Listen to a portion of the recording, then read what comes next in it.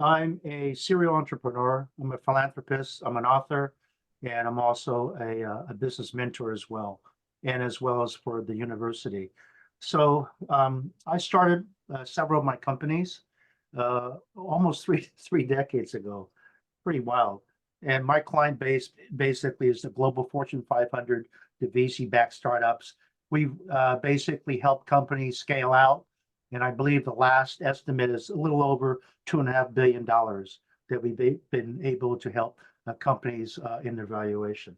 My background spans 4 decades in increasing executive roles and operations, business development, engineering, sales, and marketing in the information technology, media and entertainment, storage network, and other really high-end technology fields. Let's see. I really quickly, I'm a mentor for 3 universities. I'm also a council member at Pepperdine University. I'm a president's member at Cal Poly San Luis Obispo. I belong to several incubators. Uh, I'm a senior editor and journalist for multiple publications around the world. I'm an editorial board member for the Society of Motion Picture and Television Engineers, and I contribute regularly to obviously a lot of the magazines or podcasts that you may be listening to. So that's a little bit about me. So let's jump on. Can we hit next, please? Philip? Yeah, there you go. So what I really wanted to do is I want to actually talk to both people that want to be entrepreneurs and other people that want to stay either in their corporate life or actually starting to build a career for themselves. And the 4 topics I want to cover actually covers that broad spectrum. So whether you want to go from entrepreneur, the serial entrepreneur, or you want to increase the scale and I would say the flight path of your career in corporate life, then this is the way to do so. Okay, so again, we'll be talking about these 4 topics. The first one I really want to talk about first, I want to focus on that, and then we'll talk about how you can reshape your thinking in the way that successful people and entrepreneurs do. So, Philip, next slide.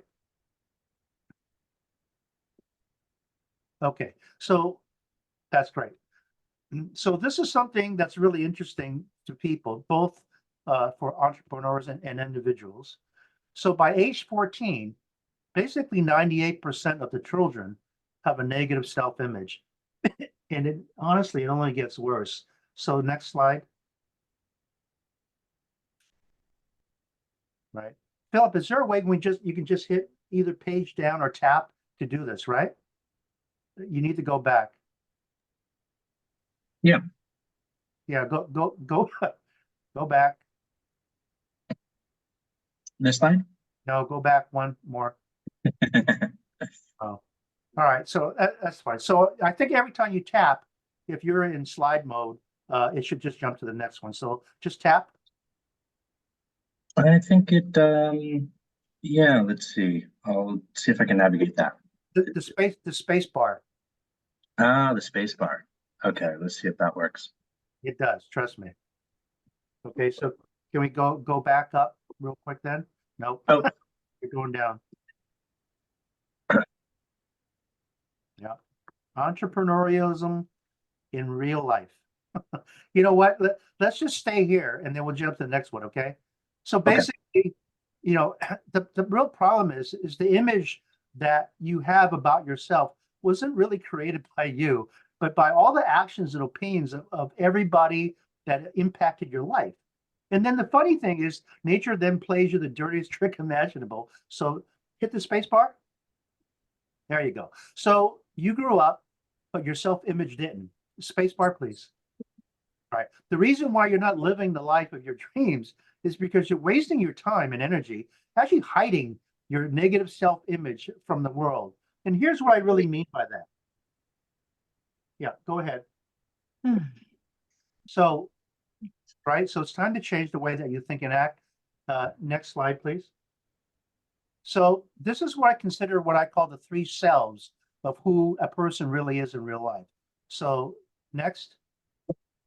Right. So in the core is the authentic self-image. In other words, this is who you really are in real life, away from all the distractions and the impacts that society, family, or otherwise has on your life. Next. Right. The second ring is what I call the negative self-image. In other words, this is the image because of all of the impacts that you've had throughout your life, whether it's shame, fear, guilt, whatever it may be. This is the person you're actually afraid of who you are. So what you do is next, is you create this pretend self-image. In other words, this is the image that you project on who you pretend to be to the outside world. Okay, so it's a far cry from who you really are. So what I want to do right now is I want to deconstruct this for yourselves, right? So that you can actually start asking yourself, well, how do I get back to my authentic self, right? Next slide, please. So this is interesting from Eleanor Roosevelt. No one can make you feel inferior without your consent, which is actually true. Next. So any negative traits that you identify with are actually, they're not yours. They belong to your negative self-image and were programmed into you when you were a child growing up. Next. Right? So what you want to do is you want to identify these traits honestly, right? And hopefully with a little bit of program from me in this, quick presentation, you'll be able to let go. So next, please. Okay. Let's start off with the inner side. Next. Right? Who you really are always feels like, well, when you come home, you have that relaxation feeling because you've just entered literally a sanctuary. Next. Right? Who are you when nobody's watching? You should answer that. Next. Right? If you felt totally safe, what would you do differently? And then last but not least, next. Who would you be if you lived beyond fear? So these are the kind of questions that you really need to ask yourself to try to authenticate who you really are without any distraction. Let's jump to the next slide, and we'll get to talk about the negative self-image. So here are right some questions that you should be asking yourself. Next. Right. What's the opposite of each of the traits of your pretend self? If you have a pad and paper, you really should kind of think about this and put this down. Next. Which of your secrets will only be discovered after you pass away? Next. Right. And this is really interesting. Who's your least favorite person and why? Okay. Next. Okay. This is what you perceive yourself to be in the outside world. Next. Right. How do you like to be seen? So in other words, how do you portray yourself? What aspects of your personality you hope people will notice first? Next. What's the most important thing that everyone knows about you? Next. If your life were ever trying to prove something about you, what would it be? In other words, these 4 questions create an image of you that you want to project to the outside world. That's fine, but it may be completely contradictory to who you really are in real life. So you need to come to the realization that if you want to create an image of who you really are, these are kinds of the steps that you need to take to remove those 2 other outer layers. Next. What next? Yeah. So one of the ways that you actually program human behavior, right, is by habit and imagination. And the reason is really simple. Next, Philip. Yeah. So because our brain cannot distinguish between something that we're actually doing and something that we're actually merely imagining, our faculty of imagination can help us in forming new habits and replacing old ones, right? And the reason is really simple. We are what we repeatedly do. In other words, excellence then is not an act, it's a habit. Okay, next. So in college, and probably all over the internet, including JJ's class, he teaches you about SMART goals, being specific, measurable, attainable, relevant, and time bound, right? I want to go a little bit further than that. If you can go next, Philip, right? Here are some steps that you might want to think about to actually start building habits that will actually have you move forward in life and become much more successful right? And not that you're not already, but it'll help you even reach a higher plateau.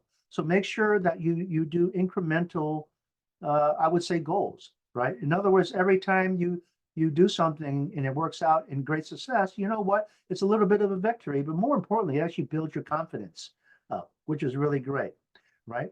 You want to learn from setbacks. And again, we'll talk about this later, but people often say, "Oh my God, I failed." That's actually not true. There's no such thing as failure, right? When you're let's say you made a mistake, you're either going to win if you didn't make that mistake, or you're going to learn from that. So again, there's no such thing as failure. It's all about it's all about learning from your mistakes and moving forward. Okay. So again, that's why I said keep charging forward, take a break, right? And then make sure that you kind of sit back and contemplate on the goals and the successes that you had each and every day. And then you want to develop systems and habits to kind of reinforce that. Okay, next. Right. So in my 40 plus years of being both in corporate life and as an entrepreneur, I came back and said, all right, if someone had to ask me what are the 7 most critical traits that one should have to become successful, again, not as an entrepreneur, but as in life in general, here are those 7. Okay. The interesting thing about point number 7 is when you pass away, the only thing that you bring to your grave with you is your integrity. So you want to make sure that you keep that intact, because it only takes one bad decision in your life to actually change the perception of who you are from all your friends and acquaintances and colleagues. Okay. Okay, Philip, next, please. So I think Steve Jobs said it best. He goes, remembering that you're going to die is the best way I know to avoid the trap of thinking you have something to lose. You're already naked, so there's no reason not to follow your heart. Okay, next. Okay, so we've ended that. So before I move on to the next topic, is there any quick questions that I can answer for any of you? Okay, let's move Curtis? forward. Yes, sir. You had 2 points. You had keep keep moving forward and keep doing things daily, or keep charging forward and keep doing things daily. How do you see those differently? Like, why did you separate those two? They sound very similar to me, but how do you see them as different? Yeah, so on one end, depending upon how your emotional state may be, you may try to slow down a bit, or you may try to move more aggressively. And then the other one, I forgot what you said. You said celebrate. Help me with the question again. Yeah. The other point of those 7 points on a couple slides ago, you said, I think one of the ones was make progress daily or something Yeah. similar to that. Right. Yeah, again, that's why I said take a break after I said keep charging forward. In other words, it's great to take action daily, right? But if you can't do that, you know what? Take a break. And then when you feel up to it, then decide on a specific goal or success marker or a performance indicator of how you personally, I guess, define success, or in this case, to move your quote your brand, which is actually your whole encompassing body and what you're doing on an everyday basis. And you know what? You can either do that daily, or you can do that in incremental steps when you quote want to do it. Even though I'm telling you that you should take action daily, it really doesn't mean that everyone needs to do that. And sometimes you just kind of sit back, right, relax a bit, and say, okay, my state of mind is strong now, so now I'm going to charge forward. That's what I mean. Thank you. All right. Can we kind of move back to where we are? No. Is that the first slide from Break Free? Yep. Okay, great. So this is rule number 1. And again, the following rules, I really hope that you remember these, because this is what's going to create success in your life. The first one is never turn down an opportunity, right? And let me give you an example from my own experience. So when I first opened up my first PR agency 30 plus years ago, right? It was a hard toil to get going to get my first client. But then things started moving along pretty quickly, and client after client after client came on board. And all of a sudden, we started getting questions like, well, you know what? We're developing this marketing campaign, but we need literature. Could you help us develop collateral? Or, you know what? Our website needs development because we're introducing new services and products. Can you help us with website development? Or, you know what? We have some new products coming online. We don't really have enough of a team yet to really do market research. Can you and your team go out and do market research? On and on and on and on. And you know, the interesting thing is it went from us doing PR to actually having an advertising team, to having a web development team, to having a market research arm, so on and so forth. And I'll tell you that the really crazy thing about it is that it went from one income stream, and every time I added another service, right, it became an additional income stream. So by the time it ended, right, as we kind of moved along at its peak, we had 11 different income streams coming in.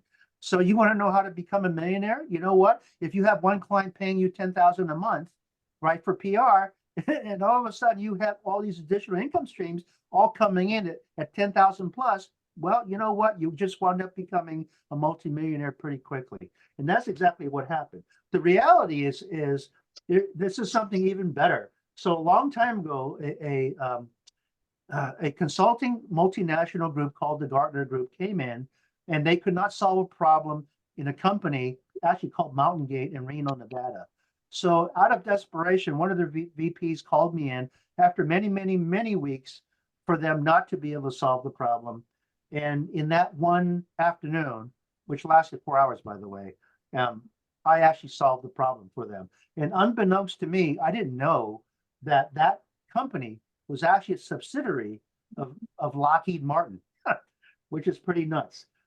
And so out of the blue, you know, several weeks later, I actually got a call from Lockheed Martin. Lockheed Martin then flew me out to Menlo Park in the Bay Area, and I can now actually talk without getting shot. It was actually a classified top secret program that basically relied on, I'm just trying to be careful, but reconnaissance satellite technology and digital asset management. यार Yes, इसमें नहीं आवाज आ रही। yes, hi. Was there a question? Or I didn't know why he came on. All right. All right, let me continue, right? So basically, that led to a 7-year relationship with Lockheed Martin Missiles and Space, which is really interesting. And then from there, you know, all the way from doing PR, I wound up getting a call from an English company called Zyratex Corporation, which was a storage networking company, which in turn they actually got bought out by IBM. But what happened was they wound up finding out about me through my work, you know, for Lockheed Martin, and they actually hired me to do the market and technology due diligence for their IPO. That's a far cry from being a publicist. So the answer to this particular slide, can you click next, please, Philip? Right, it's to say yes, you can to every opportunity that comes toward you, and then find freelancers, gain additional knowledge to increase your knowledge base and wheelhouse, partner with others, do whatever you can, but never say no. Okay, next, please. Okay, this is what I call rule number 2, do it and then ask for forgiveness, right? And the reason is really simple. We were taught to follow directions throughout our whole life. We were taught to defer to the opinion of authority figures instead of thinking for ourselves. We were conditioned to follow a daily schedule, so we could never question the wisdom of a 9-to-5 workday. So from college degree to applying for a job to promotion, everything else, right? It was somebody else that made the decision for us to go forward. Entrepreneurs and successful people, they don't think like that. The only person to tell you what to do is you. There is no one above you to ask for permission. And I'll give you some examples. Philip, please. Next. Right. Next. think about all of these first mover companies, and there are boundless numbers, but these are the ones that come to mind really quickly that I think everyone knows. Every one of these companies, right, ran off and found a niche that they believed that they had strategic value in and got going. And you know what? They didn't ask for forgiveness until later. They didn't ask for permission. They just ran right in there at 100% clip. And again, entrepreneurs do that. They find opportunities and they move forward. Okay. Rule number 3, please. This is what I call problem first, product second. Okay. Yeah. So let's talk about 2 very simple ones. The problem with large brand companies is they have the resources, both capital and personnel resources, to do a lot of marketing and business development and research, right, before they even, well, in this case, they actually do it before they even decide that it really is a viable market. And I'll give you some examples. I just put 2 up here.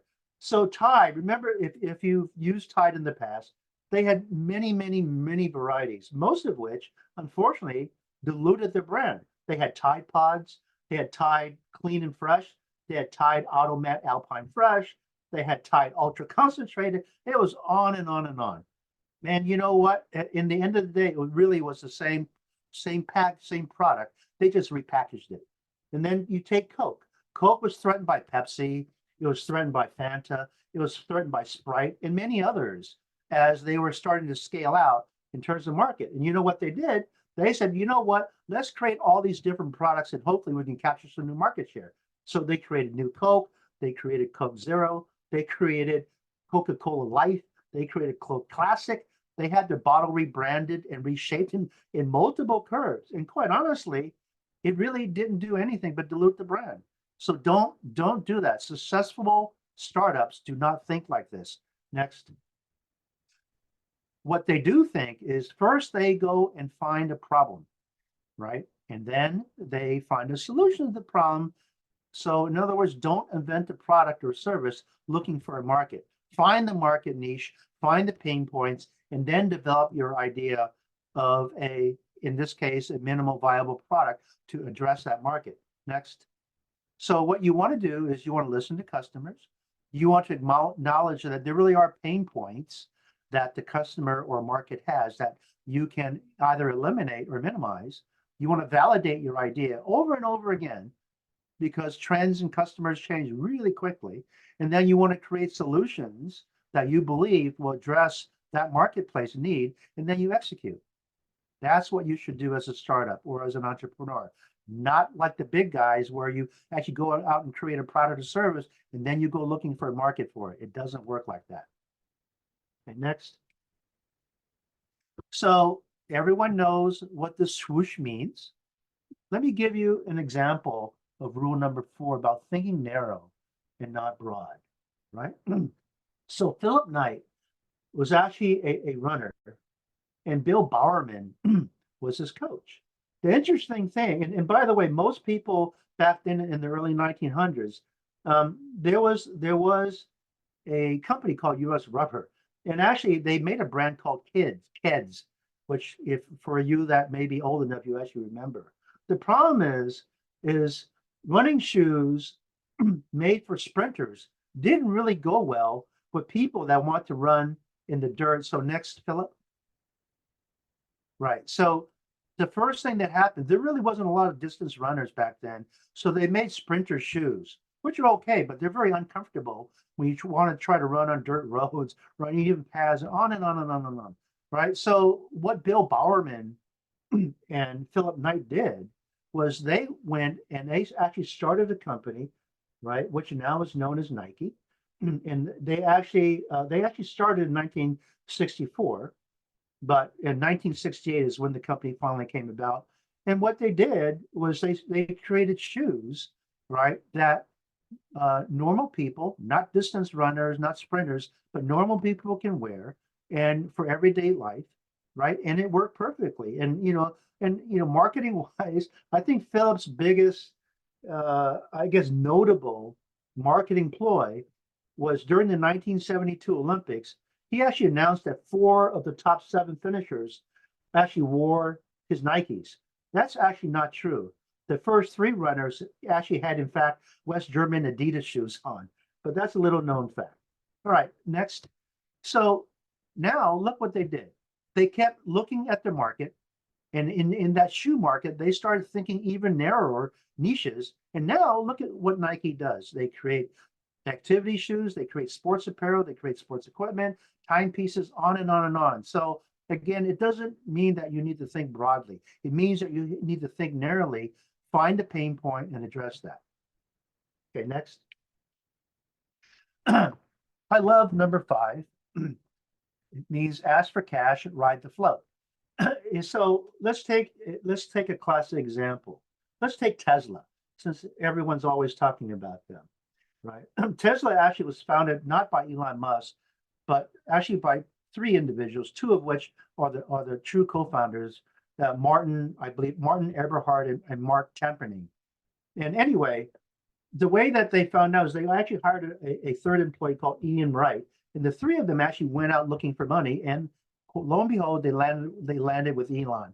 So Elon was the first investor to put in $6.5 million of their Series A, which was actually 7.5. And because of that, Elon became board chairman, and the rest is history. But what really is important about this, how Elon actually marketed Tesla products, right? So the first thing he did was he actually needed money to actually go into manufacturing and create the first roadster. So he kind of promoted it, but let's just say with a sleight of hand. So Philip, can you hit the next slide? So, right, so what he did was he created this image of the Tesla Roadster, and he went out to some pretty nice neighborhoods. And you know what? He went after people that were environmentally conscious. They were definitely wealthy, but more importantly, they wanted to have the cool next big thing in the driveway. So he actually wound up getting 100 people to invest 100,000 each in the first 100 Tesla Roadsters, and he came back with $10 million. In other words, he didn't use a penny of his own money. He had other people's money, and that helped manufacturing, right, create the first Tesla Roadsters. And he did it again and again. Next slide. So again, same thing with the Model 3. He wound up getting 500,000 deposits of what was 1,000 each. That equaled $500 million. And that's how he was able to manufacture the Model 3. Okay, next. Okay, beg, borrow, don't steal. Rule number 6. Let me give you an example of this. When I first started my company, I jumped out of the real corporate world. And back then, 30 plus years ago, if you actually left the corporate world at the pinnacle of your career, aside from people thinking you're nuts, they actually thought of you as a loser, because God forbid, why would you do that? Right? Why would you give up a prosperous career and want to be, in this case, an entrepreneur? So for the longest time, I had this big L, branded across my forehead. The interesting thing is I didn't really have a business plan. In fact, I had no business plan. I had no entrepreneur experience. But I know that if I didn't do this, I could never think that, all the things that I've done in my past that were obviously great successes, were they really me, or were they of those big letters in back of me? I had to find out. So I went to 2 banks, which I banked with here in Orange County. One was Wells Fargo, and the other one was Bank of America. And walking in, as I talked to the branch managers and the vice president, I actually told them, quite honestly, that I didn't have a business plan, but I want to create a business. And what I wanted was I wanted them to give me a corporate checking account and 100,000 line of credit. Wow, that was pretty ballsy. So Wells Fargo looked at me with a little smirk and smile, and they basically said, "Get out of our bank. We don't want anything to do with you." I said the same thing to B of A. And you know what? B of A looked at me and shook my hand and gave me exactly that. And what I told them in exchange, if they did this for me, is I told them that every house that I will buy now and in the future will be theirs. Every savings account or investment account that I have will be there. right? All my business, anything that I create and make for not just one company, but multiple companies, I will give to them. And on top of that, I will make sure that all of my friends, which are either developers or actually really great entrepreneurs, I'll make sure I steer them their way for business. And in the end of the day, they wound up getting 6 houses out of me, 8 million from me, and at least probably a 30-40 million from my friends, outside referrals, on and on. And at the end of it, right, they actually gave me my own vice president, which is great, fabulous. So, and just so you know, the end story with Wells Fargo, the branch manager at Wells Fargo, having seen me come in literally week after week with a grin across my face from ear to ear, he became my first employee. Okay, next, Philip. Oh, no, too fast. Yeah, so again, what you want to do is you want to find and solve the pain. The pain for branch managers and vice presidents of banks is they need to increase their portfolio, right? Well, how do they do that? Well, they need to bring in people that hopefully will deposit more and more monies for them. So what you want to do is you want to create perceived value on both sides. And then you want to promote what I saw called the greater reward versus risk. So for them, there was no risk for them to have given me a corporate checking account and a line of credit for 100K. It meant nothing to them. But look what they got in return. And then last but not least, make sure you keep your promises, which I did. Okay, next. All right. So now comes topic number 3. So I really thought about the specific characteristics that define a person that will become successful in life versus the people that kind of I would call the also ran. So let's start off with that. Okay, Philip, next. So first, next. Right. So entrepreneurs and successful people, they have the curiosity of a 4-year-old.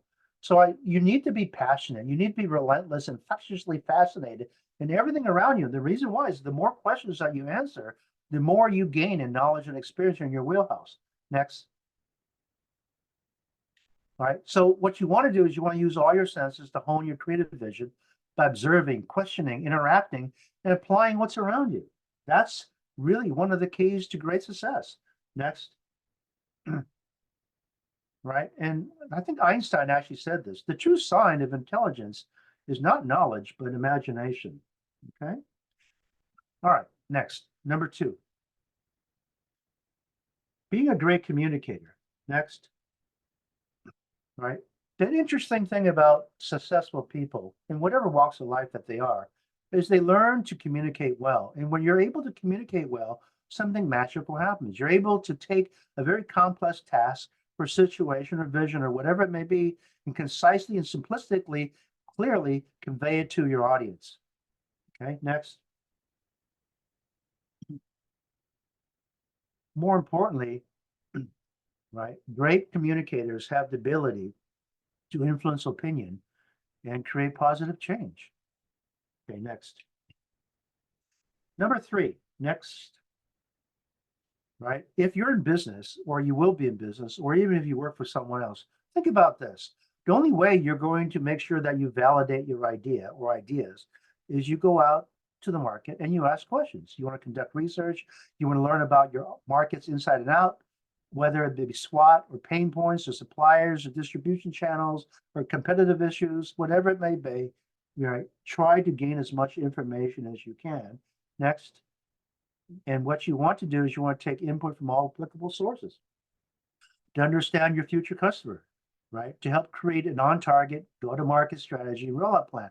And this is really important as you take your initial steps to becoming a true entrepreneur. Next. Okay, numbers wizard, right? Successful entrepreneurs learn to understand all the aspects of their financial model. Next. So these are the 4 items that you really should focus on as a business person. You need to optimize your financial condition. In other words, whether it's your P&L, whether it's your cash flow statement, whether it's your in your asset based documentation, balance sheet or otherwise, you want to make sure that they are the best that they can be. So companies, whether they're large or small, they plan for profitability.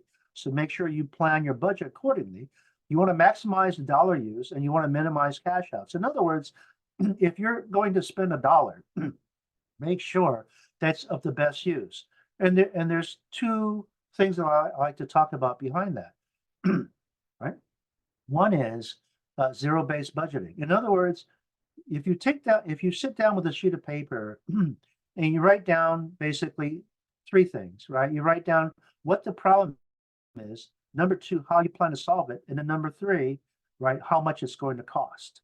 If you keep doing that, whether it's for your rent, whether it's utilities, whether it's getting your first employee, whatever it may be, you're going to wind up having a stack of papers, having each one of these incremental charges that you think that you need to run your company. And what you do in zero-based budgeting, you start pulling off all the ones that you really don't need now as a priority, and you're left with this a very small bundle or sheets of paper that define exactly what you need to spend your money on. And that's how you do that. Okay. Next, Philip. Okay. Number 5, calculated risk taker. So you want to disrupt established processes and assumptions. You want to be comfortable with ambiguity and uncertainty and failure. So how do you do that? Next. You take informed calculated risks. You seek competitive opportunities. Rob, why? Because in a given market, there may be other competition that is taking a piece of the pie that you want. And you know what? If you're able to get that piece of pie, well, you know, that's unfortunate for your competitors. So that's why you're seeking competitive opportunities. And then you're being proactive and being a positive force for expansion. Okay. Next, please. Okay. Entrepreneurs deal and overcome with adversity and setbacks all the time. So next, right? So again, make sure that, you know, if you think yourself as a failure, it's not. Right? You either win or you learn from your mistake. And we'll talk about this in the next slide. Okay, next. This is what I call pain warrior. In other words, in order to be a successful entrepreneur, or even a person in corporate, dealing with a lot of politics and I would say one-on-one or group interaction, you want to love to learn, right? And learn to love failure pain. In other words, you want to get up and move ahead when facing unpredictable failure and pain. Next, right? And the reason why is because successful entrepreneurs and innovators actually move from failure to failure while keeping the same level of enthusiasm as they first started. Okay, and here's something that's really, really interesting about that. If you, Jeff Bezos, let's take two people. Jeff Bezos, you know what? Jeff Bezos wakes up each morning with the same enthusiasm as the first day that he started. That's what keeps him going. But even more important, let's think about Thomas Edison, which we all know. You know what? Thomas Edison actually said that it took him 10,000 attempts to perfect the light bulb. I'm not sure if that's correct, but that's what he said. And he said, you know, rather than accepting 9,999 times that he's quoted as answering questions on his failures, he actually said, you know what? I've not failed. There's no such thing as failure. You either win or you learn. So many of life's failures are people who did not realize how close they were to success when they gave up. So here's a quote. 5% of the people think we often miss opportunity because it's dressed in overalls and looks like work. Okay. Next. Okay. So you know what? You want to be agile. You want to be versatile. Next.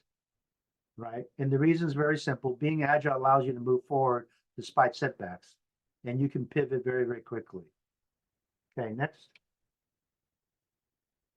Okay, this is what I call monkiness or monkness. Next, entrepreneurs understand that progress takes time. So you know what? You want to be patient. Timing's everything. So it's critical to manage expectations. Next, right? You need to learn to deal with and overcome adversity and setbacks. Next. And again, same thing. No such thing as failure. You win or learn from your mistakes and you move on. Okay, next. So one of the great things about being successful or will be successful is that the charisma that you exude actually helps you to build a bigger network of influencers. And realistically, people want to get to know you based upon perception, whether it's by their friend that they say they think you're a great guy, or whether it's because of your online branding, whatever it may be. And here's an interesting example. Let's say one day, let's take Ryan. Ryan gets up, and Ryan, let's assume that you're either at work or maybe you're at university, but let's just say you're at work now. And you get up in front of the lunch crowd and you pound your chest and you say, hey, I'm the greatest. And you know what? Everyone else is gonna kind of boo you, but there might be a couple of friends that you have sitting in the lunch crowd. And you know what? They're gonna say, hey, we think Ryan's a great guy, right? He's really one of the greatest people you're ever gonna want to meet. And you come back the next day, you pound your chest, say, I'm the greatest again. And you know what? Those two people that were your friends went and told two other people that were their friends. And then you keep doing this. And then sooner or later, the whole crowd in that lunchroom is going to think that you're a great guy. Why? They didn't trust you, but they trusted all their friends to tell you or to tell them that you were this great guy. And that's what expert marketing really is. It's actually creating a network based upon, again, the perceptions of who you really are that other people that trust you will go ahead and espouse. Next. So again, it leads to valuable and long-lasting relationships. So make sure that you nurture them and you keep your promises. Okay, next. Coach and mentor.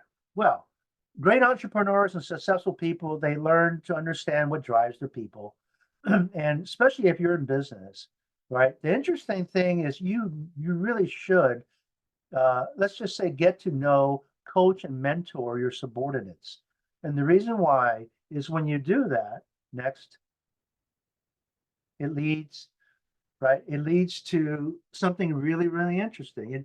You have compassion, empathy to help people be all that they can be. And you know what? It comes back and they reward you back and they become long-term, let's say it's no longer just an employee, they become friends of yours, right? So again, try to be a coach and mentor. It really does help change, again, the perception of who you are, but more importantly, it actually helps you to add value to other people's lives, right?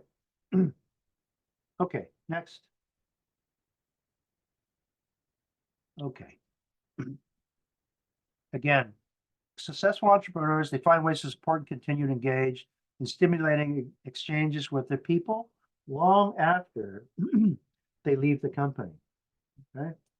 And again, reason's really simple, right? You want to make sure, yeah, that again, it could be a subordinate. And you know what? They may know things that you don't know. So, try to practice active listening and then listen to them. And you know what? You might actually learn something, which is great.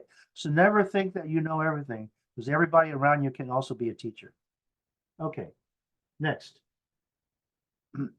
Okay, entrepreneurs understand that the two things they leave behind are, next, integrity and the minimization of prejudices that they learn along the life as they kind of move along. So next, so I would tell you to keep the first intact and eliminate the latter. Next. And here's what I usually ask myself every day. Would you follow you?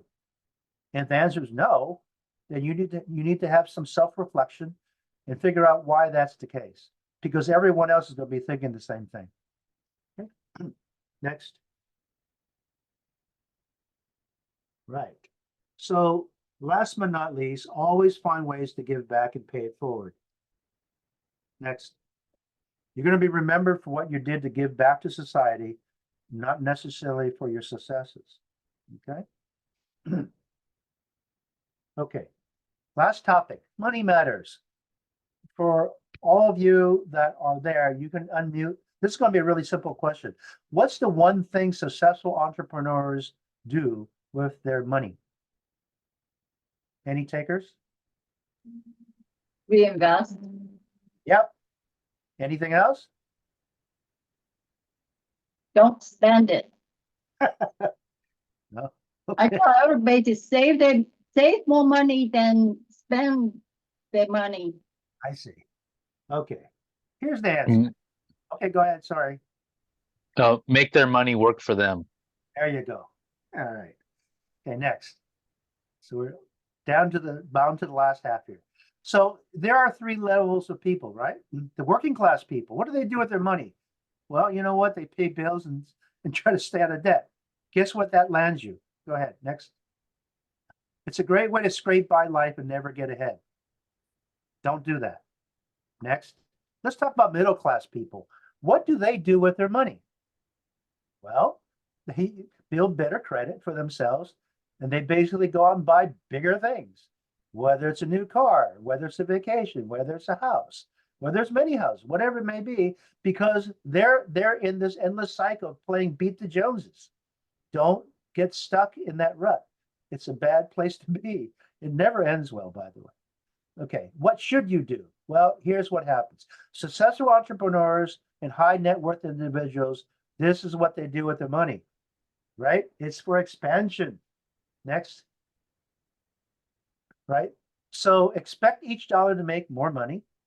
More opportunities present itself with change of mindset. And last but not least, next is forget budgeting. It's a big scam. Spend the mental energy figuring out how to make more money. That's what entrepreneurs do. Okay. Thank you very much again.